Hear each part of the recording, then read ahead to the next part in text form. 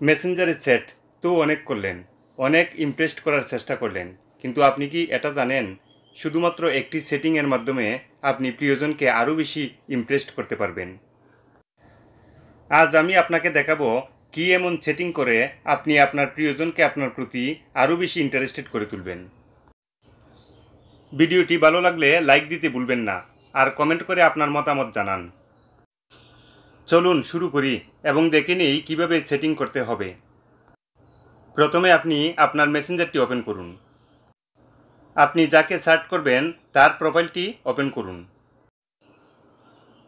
এখন এখানে আমি কিছু একটা লিখব। ধরুন আমি লিখলাম আই লাভ ইউ।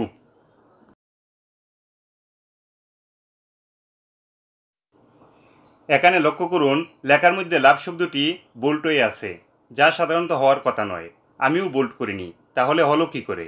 আসলে আমি আগেই লাভ শব্দটির মধ্যে কিছু এফেক্ট সেট করে রেখেছি, যা আমার প্রিয়জনকে আরও বেশি ইমপ্রেসড করে তুলবে।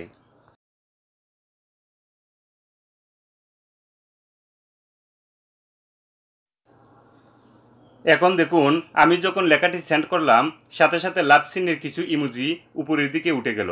এটা শুধু আমি দেখেছি তা নয়, আমি যাকে পাঠালাম সেও কিন্তু ঠিক একইভাবে আমার লেখাটি সিন করার সাথে সাথে দেখতে পাবে।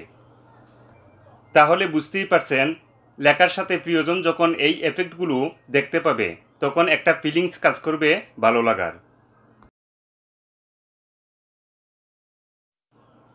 এখন চলুন দেখে নিই এই সেটিং আপনি কিভাবে করবেন। আপনি যাকে সার্চ করবেন তার প্রোফাইলটি ওপেন করে উপরের আই বাটনে ক্লিক করুন। তারপর ওয়ার্ড এফেক্ট অপশনটিতে ক্লিক করুন। এখন আপনি যে ওয়ার্ডের সাথে এফেক্ট যোগ করতে চান সেই ওয়ার্ডটি লিখুন। ধরুন আমি লিখলাম হাই, তারপর বাম পাশে একটি ইমোজি দেখতে পাবেন, তার উপর ক্লিক করুন। এখানে আপনি অনেক ধরনের ইমোজি পাবেন, আপনি আপনার পছন্দের ইমোজিটি সিলেক্ট করে নিন। তারপর আপ এরোতে ক্লিক করুন। ব্যাস, আপনার ইমোজিটি সেট হয়ে গেল। এভাবে আপনি একাধিক ওয়ার্ডের সাথে একাধিক ইমোজি সেট করে নিতে পারবেন। তারপর আপনি যখন আপনি লেখার মধ্যে আপনার সেট করা ওয়ার্ডগুলো ব্যবহার করবেন তখনই লেখাটি বোল্ড হয়ে যাবে এবং আপনার প্রিয়জন সেই এফেক্টগুলো দেখতে পাবে।